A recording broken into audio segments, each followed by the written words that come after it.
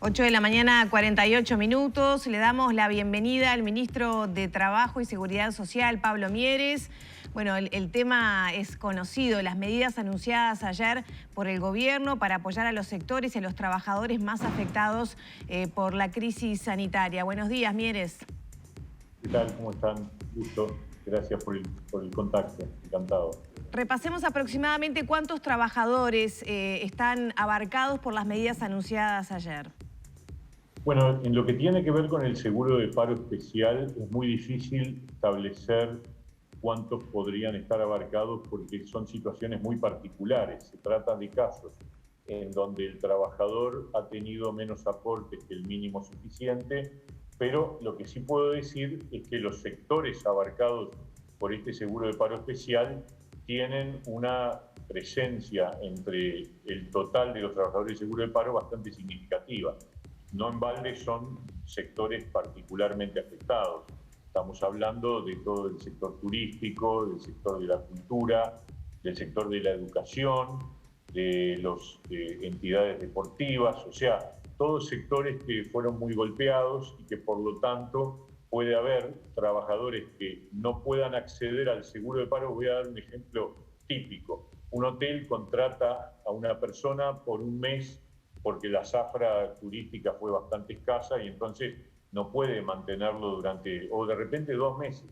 Bueno, ese trabajador al ser enviado al seguro de paro rebota porque se requiere haber aportado un mínimo de 6 meses en el último año, como regla general.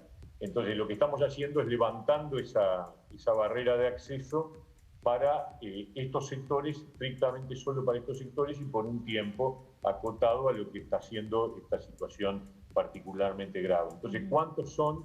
No es posible hoy estimarlo. Seguramente va a haber unos cuantos trabajadores que podrán ingresar al seguro de paro y que no podían.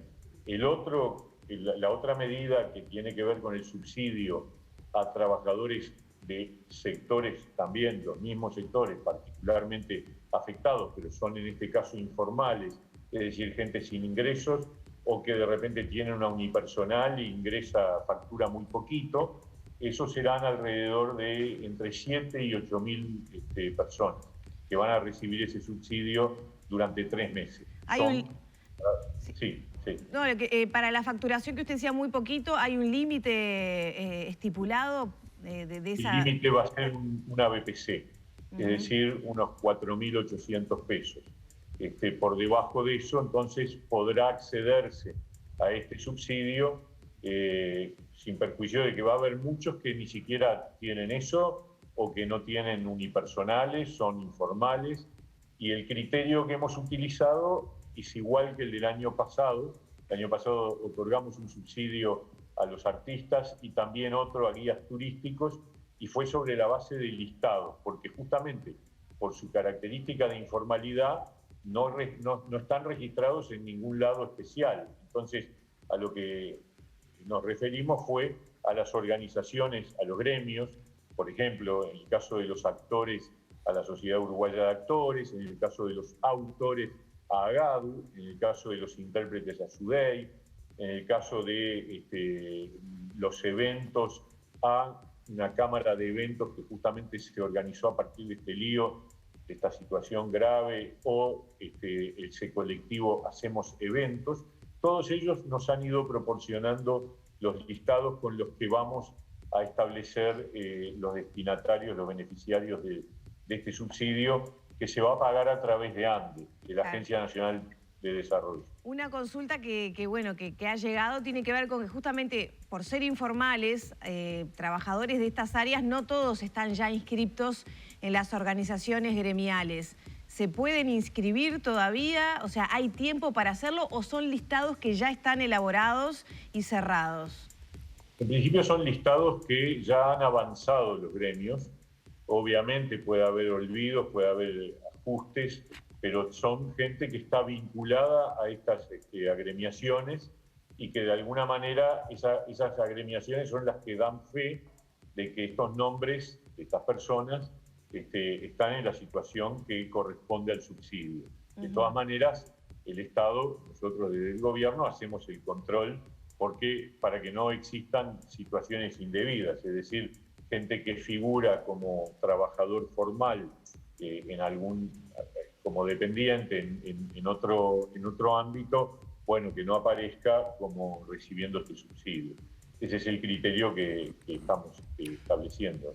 Doctor, como integrante de la coalición, es decir, más allá obviamente de su rol como ministro de Trabajo y Seguridad, sino como integrante obviamente y líder del Partido Independiente, en su momento su partido manifestó e hizo conocer a la opinión pública, bueno, una serie de medidas que entendía se tenían que tomar.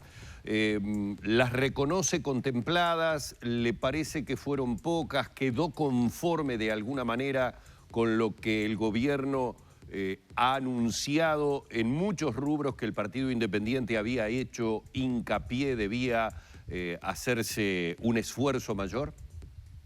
Sí, a ver, el Partido Independiente presentó un documento en donde tenía dos grandes focos de preocupación en cuanto a los apoyos a ofrecer desde el gobierno.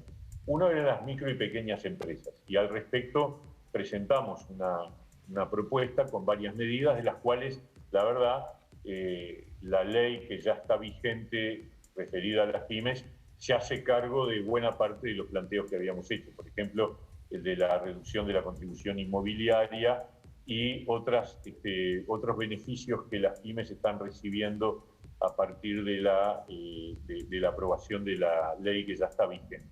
Por otro lado, nosotros nos preocupábamos por aquellos sectores más desvalidos que estaban recibiendo ayudas alimentarias. Al respecto, el Partido Independiente proponía que esa prestación llegara al nivel de una canasta básica de alimentos que corresponde a los requerimientos de alimentación de una persona por mes. Bueno, eso fue respondido parcialmente. Las ayudas alimentarias se duplicaron, pasaron de 1.200 a 2.400. Ayer se anunció que va a mantenerse esa duplicación por lo menos hasta junio.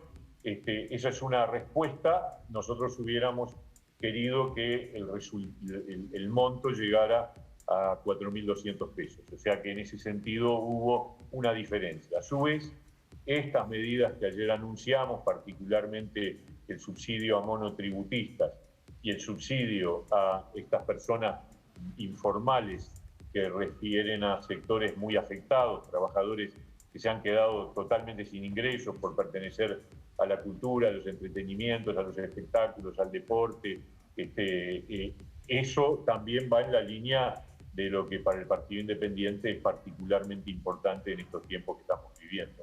Bien, y con respecto a una palabra que evidentemente cada vez que hay anuncios en este sentido, y acá voy a hablar directamente de su cartera, siempre, desde prácticamente todos los sindicatos, se habla de lo insuficiente de las medidas. Esa insuficiencia es la pregunta que uno se hace, ¿podría ser superada? Es decir, ¿qué debería hacer un gobierno para que el daño económico que se genera en una pandemia fuera verdaderamente suficiente para los trabajadores? ¿Es posible llegar a hacerlo o hay que generar un endeudamiento realmente muy grande como para poder cubrir lo que una situación pandémica genera en la economía de un país?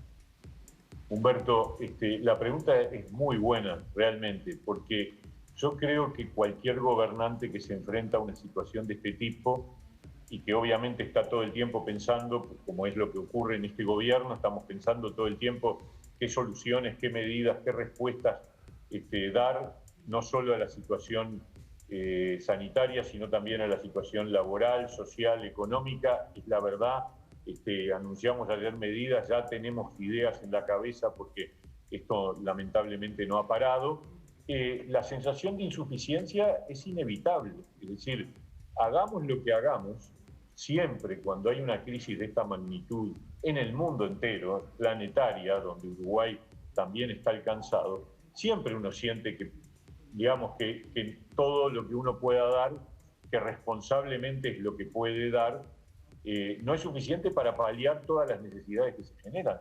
Eso me parece que es un dato de la realidad.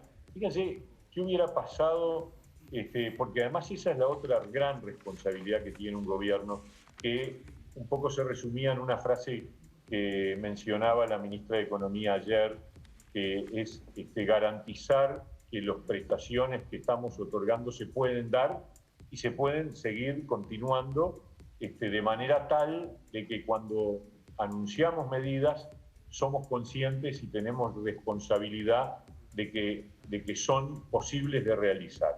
Y eso tiene un límite, porque es interminable, porque además nada sustituye a la propia actividad. Nosotros aportamos ahora un subsidio y obviamente tenemos la idea de que con eso ayudamos a un montón de gente que lo necesita, que está en una situación muy complicada, pero no sustituye nunca la existencia de la actividad misma. Es decir, es un soporte cuando se mantiene el seguro de paro y se prorroga, pero yo no me olvido que todos esos trabajadores que están en seguro de paro están cobrando la mitad del sueldo de lo que cobrarían si estuvieran en actividad. Entonces siempre, cuando ocurren medidas de sostén, de apoyo, de subsidio, de acompañamiento, como quieran llamarle, siempre va a ser menos de lo que sería en tiempos normales. Es inevitable, pasa en todas partes del mundo, en Uruguay también, y siempre va a ser un debate difícil, decir, se dio más, se dio menos, debió haberse dado más en esto o en aquello. Es un debate muy complejo, donde hay que ponerse en los zapatos de cada uno, ¿no? Claro, ministro, hoy por ejemplo la diaria recoge ¿no? la opinión del Cuesta Duarte y de algunos gremios, por ejemplo el gastronómico y hotelero, que pretendían un subsidio equiparado a un salario mínimo. Además, estas medidas son por 3 meses. ¿Tienen posibilidad de ser prorrogadas? ¿Y qué opinión le merece justamente estas repercusiones de insuficiencia? Sí, ese es muy buen ejemplo, porque desde que empezó la pandemia, el PIT-CNT y el Frente Amplio reclamaron un subsidio equivalente a un salario mínimo nacional para todas las personas que tuvieran dificultades de actividad durante 6 meses, marzo a septiembre del 20. Ese era el planteo. Imagínense lo que ocurrió. Lo que ocurrió hubiera implicado que ese monto, que ya era un monto muy importante, se hubiera tenido que prorrogar y hasta no se sabe cuánto. Entonces, hay que tener mucho cuidado. Hay países que hoy están anunciando que se quedaron sin plata, porque la pandemia duró más y entonces hay un momento en que la caja se resiente y no hay forma de responder. Entonces uno tiene que ser cuidadoso y responsable cuando propone y acuerda y resuelve medidas que realmente puedan ayudar como debe ser, porque hay una responsabilidad muy fuerte de tener que ayudar y al mismo tiempo no quedar pedaleando en el aire. Y eso es un tema de enorme complejidad donde hay que tener mucha comprensión de todos. Ministro, sin que, por supuesto, cometa una infidencia ni de repente estemos tratando de hacer futurología, pero imagino, es una deducción casi de sentido común, que a nivel de gobierno una de las áreas más sensibles que tiene que ver con su ministerio, el trabajo y la seguridad social, debe ser algo que se está monitoreando muy meticulosamente de acuerdo a las proyecciones que a nivel de vacunación tenemos. ¿Por qué? Porque una cosa está relacionada con la otra. Es decir, si nos fijamos lo que está sucediendo en el Reino Unido, en Israel, ayer Suiza anunciaba algo similar, esas reaperturas que permiten la reactivación económica bajo determinadas normas, con todavía algún tipo de restricción, pero en la medida que se va consiguiendo ese avance en la vacunación, como que los gobiernos empiezan a tener el alivio de que los trabajadores pueden ser retomados, que determinados rubros que han sido los más afectados comienzan a caminar. La pregunta es bien concreta. ¿Para cuándo su ministerio supone, imagina o prevé que ese tipo de situaciones se podría llegar a alcanzar en nuestro país, tomando en cuenta las vacunaciones que se están llevando adelante diariamente? Sí, la verdad que aprovecho para recordar que se nos había cuestionado mucho porque habíamos empezado a vacunar más tarde que casi todos los países de América Latina, y hace ya varias semanas que Uruguay aparece segundo en toda América Latina en la velocidad, el porcentaje de vacunados y en la capacidad y la velocidad con la que se está vacunando. Yo nunca tuve dudas porque tenía una confianza muy grande en una costumbre, en una acumulación de saberes de todo el sistema de salud, que está acostumbrado a hacer campañas de vacunación y lo está haciendo otra vez de una manera fantástica, y hay que aplaudirlos a todos ellos que pasan horas y horas y horas, por un lado unos vacunando, otros cuidando a aquellas personas que están en situación más difícil en materia sanitaria por la afectación del COVID. Entonces, yo no puedo dar una fecha. Lo que sí digo es que no aflojen. Hay que pedirle a la gente, parecería, lo dijo el GACH ayer, que la reducción de movilidad acordada, más allá de todos los cuestionamientos que se hicieron sobre si debió ser más o menos, lo cierto es que hay una idea de que esa reducción de movilidad está ayudando a que los números empiecen a bajar en cuanto a los contagios y en cuanto a la situación de los CTI y a los fallecimientos, que son extremadamente dolorosos para todos, ¿no? Pero lo que importa es que justamente esa reducción de movilidad hay que mantenerla, por lo menos hasta el fin de abril, y quizás haya que prorrogarla, veremos. Ese es un tema que tendremos que analizar la semana próxima, pero no hay ninguna duda que más allá de que pueda haber una ventana, que la hay y que cada vez está más próxima, de reapertura y de reactivación, hoy el mensaje tiene que ser: si no nos cuidamos, si no seguimos controlando y restringiendo la movilidad, el resultado no está ganado, ¿no? Esta es una batalla que hay que seguir dándola. Sin duda que nosotros tenemos un conjunto de ideas y de medidas pensadas en clave de reactivación. Así como tenemos medidas de contención como las que recién mencionábamos, también tenemos ideas de cómo impulsar la reactivación, que va a ser el gran desafío del país, espero yo, en el segundo semestre de este año, ¿no? Este tema va a ser tema de conversación en el encuentro que va a haber esta tarde, que usted va a participar, los líderes de la coalición multicolor, con el presidente de la República. Y ahí le hago la doble pregunta, ¿no? Si va a estar las propuestas del Partido Independiente de reactivación, pero también esta valoración que usted recién adelantaba de la evaluación de suficiencia, y que algunas medidas que había hecho el Partido Independiente se vieron reflejadas en el día de ayer, pero no en toda la medida que se habían solicitado. ¿Por dónde va a ir esa reunión hoy?